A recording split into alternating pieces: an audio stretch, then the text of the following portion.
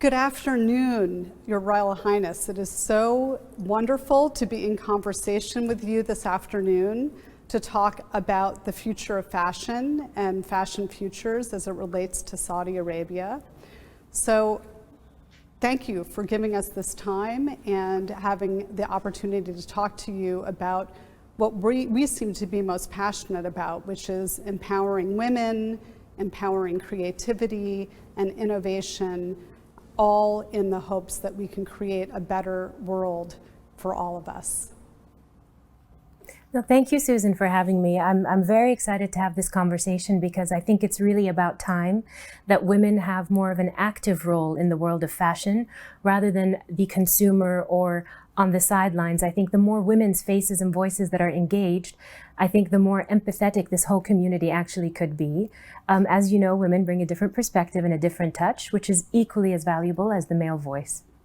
Absolutely, and I think it's really important to stress the importance of female empowerment and creativity because women are so integratively part of the supply chain, from growing the crops to harvesting the cotton to manufacturing and doing the production to actually being the end consumer. So how do we engage, especially in this time of climate change? And I think all of us know, given what happened with the pandemic and sort of this reawakening of our understanding of our interconnectedness, that fashion plays a huge part, not only in creative expression and joy, but also in really creating a big environmental footprint, from the energy use, the dyes and the toxins when it comes to the actual manufacturing, to the transportation, and also the end use. What do we do with all the clothes that aren't being used and being put into landfills or incinerated? So there's so much to be done, and there's so much potential for innovation. And I'm super curious about what you see in terms of the future of fashion in Saudi Arabia, and what you see for women and for entrepreneurs and for designers. You know, I think it's a fascinating question because people are used to seeing the woman from the Middle East being the consumer, whereas today the work of our Fashion Commission, really we're quite proud to have Burak Kakmak as our CEO, because he brings not only the background of education of fashion, but also fashion sustainability. And what he's allowing us to do is enter our pathway through sustainability and leapfrogging essentially where everybody else has started, because we have no historic fashion industry in the sense that is entrenched the way it is in all of the other countries. So the question we have to pose for ourselves is, where are we going to start? And could we start with a positive foot that actually could be a role model for others? And so concepts of sustainability, reusing, recycling, are critical and foundations of our mindset, but also we're trying to build it based on our culture and our heritage. And contrary to popular belief, the woman of Arabia was always integrated into her culture. The question was, what happened to her in the past couple of years? And we're so proud as the Saudi Fashion Commission to bring not only that woman in, yes, as the consumer, but to really highlight her role as the producer, the designer, and the manufacturer, the weaver, the stitcher, the designer, the businesswoman.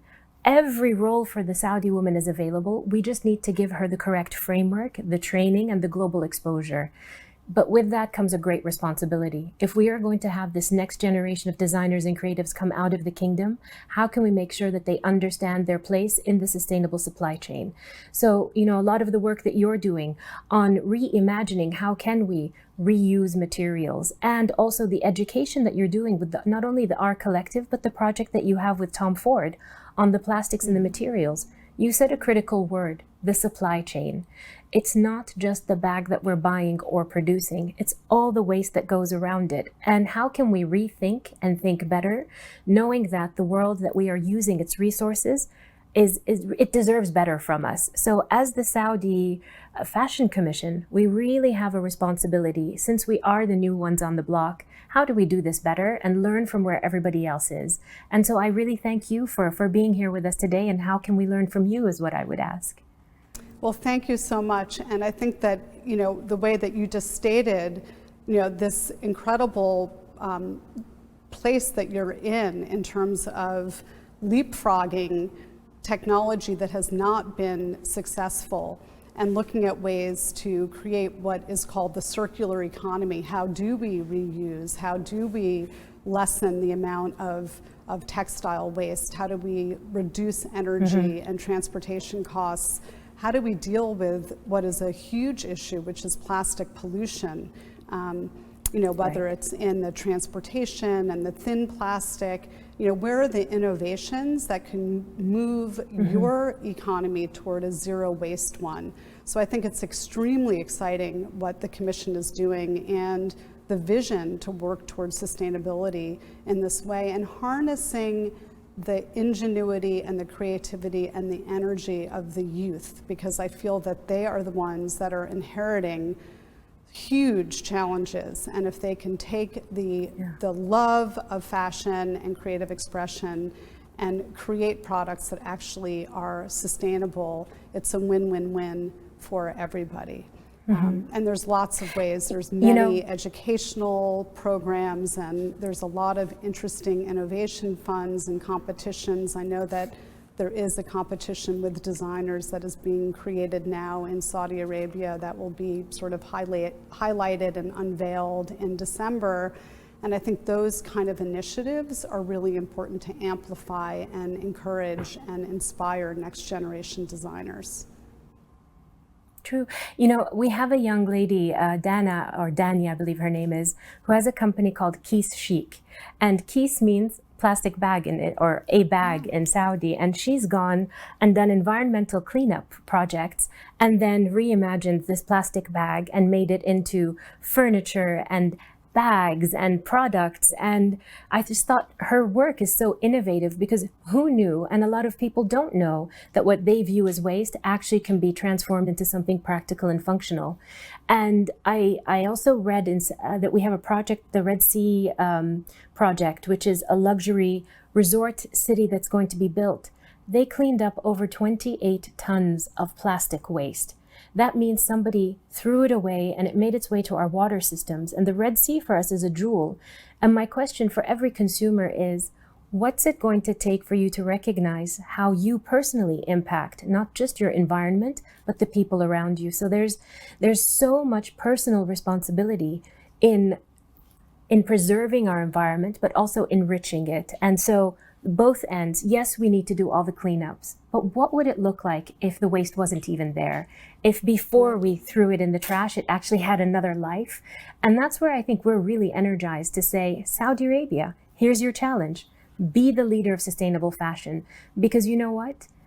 Nobody else is doing it yet. I think we have the opportunity to not just lead, but more critically collaborate. Because one of the things that really breaks my heart is when people operate in isolation, where when we collaborate, that's how we can have collective good and we can pay it forward, and really we can learn from each other. Yeah, I absolutely agree 100% with what you're saying. We have got to move from me to we. We have to collaborate. We have to really create these collectives of knowledge and innovation and learn from each other. And I think one of the most interesting collectives was something that the Imagine team that Paul Pullman created called the Fashion Pact, where 32 CEOs signed on to reduce their plastic pollution, to work on energy efficiency. So I think there's a lot of really good lessons that can be learned. And I also really encourage people, and I'm thinking about Amazon, which is one of the biggest polluters of plastic pollution. They have so many, packaging that goes around the earth. It's something like 500 times with those air pillows. Wow. And if we can ask for a plastic-free choice, and I sit on the board of Oceana, and that is one of our campaigns to say, Amazon, you are providing quite a service that we obviously took part in, and globally people needed and appreciated, especially during the pandemic. But what can you do to help lessen this plastic footprint? And one way is to simply offer a plastic-free alternative. And I love the idea of this city being created out of plastic waste. And a lot of artists are using plastic to sort of raise awareness about the plastic pollution. But I do believe it starts with the companies, and there needs to be government and policy action. Right now, only 9% of plastic is recycled globally, and there is projections for a huge increase of plastic production. So we can't recycle ourselves out of this problem. We really need to look at innovation and alternatives to plastic to help protect our clothes and find ways to have compostable alternatives. So I think it's a very exciting time, and I think that you have an incredible opportunity to lead with innovation and with ingenuity and creativity. And I really look forward to seeing what will come about in terms of the products and the fashion and the cultural heritage that you'll see expressed in the designers in Saudi as well. It's a very exciting time. No, it really is. And it's another element that I think is really critical for us to think about from the consumer end is how do we slow this whole process down? This need for immediate consumption and constant change, it's too much. We're creating the problem ourselves. And so if we can keep taking the mindset back farther, how did we live in the past? We didn't need to have collections every season. We didn't need to have collections every month, every week, the surprises, the pop-ups. I really think if we could slow this down, I hear everybody talking about our carbon footprint and our awareness. Well, are you really reducing your carbon footprint and your awareness if you're constantly pushing product out? And if we could look at the manufacturing of this, how could we be gentler and kinder to the people who are working in the manufacturing plants? I think we forget their quality of life is impacted by our constant need for new product. If the whole industry could slow down, charge better rates for the product that they're being sold, and really then empower the creator, the manufacturer, who sits far, far away in the world that many of us don't even see. I think if we could bring empathy back into the world of fashion manufacturing and creating, slow it down, the whole value chain will be a better, cleaner, kinder ecosystem. And I very much look forward to bringing that awareness and that mindset to the very, very farthest person is the first person to touch the material that ends up being the thing that you're putting on your body. Absolutely. Let's respect them and help elevate them also in this conversation of uplifting and renewing and let's bring the humanity back to our industry. Absolutely. I have to say you touched on the perfect word, and that's empathy. And I think that if all of us understood who made our clothes, where they came from, understood the supply chain, gave value to those people that are intimately and integrally involved in making our clothes, there would be a higher price attached. And I also think, slowing down the whole idea, going from fast fashion to slow fashion, and I call it what are the enlightened essentials that we need for our time? And I think it gets back to having those beautiful pieces that you love that you can pass down to your daughter or your friends, and reimagining what does luxury look like. And there's so much interesting innovation happening with Rent the Runway and the Real. I don't know if they are in Saudi at the moment, but I just think there's so much opportunity to give value back to the people that are making the clothes and valuing that supply chain, which is mostly women involved. And I think that is something that if you could achieve that as a goal for Saudi with the new designers, it would just be a beacon of light for people to look toward as an example of what the future can look like. So it's very exciting, I think. It really is. And honestly, the fact that we're having this conversation, I don't believe that anything ever happens in isolation. If you and I are thinking this way, other people are thinking this way too. Absolutely. The question is, how do we all come together to really make a change within the industry? And it's about being compassionate, not just to yourself, but to that person creating, but also compassionate to the global environment and compassionate to those coming in the future. Everything we do today impacts those coming after us. And I really think we need to go back, and COVID, I think, gave us that chance to think, who are we and what do we owe ourselves and others? And how do we really want to live? There's been so much loss in this past year and a half, both economic, personal, professional, emotional. that we have a chance today. We've been almost given a clean slate to say, if we're re-engaging with the world, what does this re-engagement look like and how good could it be? And I really encourage the fashion industry to be a beacon of hope by connecting, like we had said, that whole supply chain to be healthier and better, not just for the bottom line, but for our community, for our people, and for the world.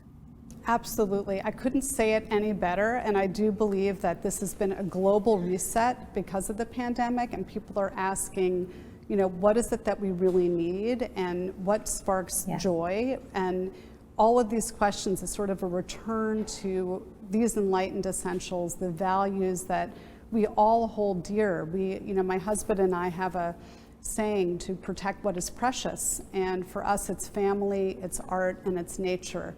And we all want to preserve family and our children. Art is the greatest form of human expression. And the environment, if it is not healthy, we will not be healthy. And we have learned that we are all interconnected. It is a global planetary ecosystem, and we have to work together. And that's why I'm so thrilled that the Fashion Futures and Fashion Innovation have come together to collaborate and have these conversations and allow us to be in this conversation together, which I hope will continue as we develop and deepen these connections and best practices moving forward. Absolutely. And I think the interesting thing about this is we can create a new culture. If you look at how different countries have picked up their fashion industries after a war, where every resource was almost demolished to them and they rebuilt it, even though this wasn't a war, I do feel that we were under attack by this virus. And the question, as we'd mentioned before, we're rebuilding. We're going to do this better, but we need to be more conscious. And in that consciousness, it goes into what is the foundation that this Fashion Commission is going to build as a baseline for all of these young kids to say, this is what I subscribe to. What are we going to educate them about? What are we going to expose them to? Because the easiest thing is to just pick up where we left off. But the hardest thing is to challenge those past perceptions and say, what does the future hold? And what I'm so passionate about in this conversation of fashion futures is we're not exclusively talking to the designer. We are talking to the industry of fashion and telling our young people there are so many jobs that can be created in this. Male, female, whether you're the creative, whether you have an engineering type mindset, an architectural mindset, there are architectural principles to fashion, but there's basic 101 business principles from marketing to business development. And so everybody should feel that there is a home and an opportunity for them within the fashion industry. And where we have the luxury is nothing we're doing is entrenched in the past. This is absolutely new. So we do truly have a historic moment to build something magnificent. And so my role is simply as the head of the executive committee. I'm so proud of the actual people working in the commission every single day and of this young community that is reaching out to them day in, day out to say, help me and teach me. Exactly. And so our role is to answer their call and say, we're here to help, and this is the best what the world can offer you, and to help create that connectivity. So building this new era of fashion conversations through Fashion Futures and with the partnership with Fashion Innovation, I think it's the perfect partnership. I'm so happy about it. I am too, and I look forward to more conversations with you, hopefully meeting you either in DC or New York City or Riyadh. And just let's continue this, and I am very much excited for what the future brings for all of us and the models and the innovation that will happen as a result of this collaboration. So thank you so much. Not at all. Thank you so much, Susan, for your time also and your faith in what we're building. Looking forward to continuing the collaboration. It's very exciting. Thank you so much. Indeed.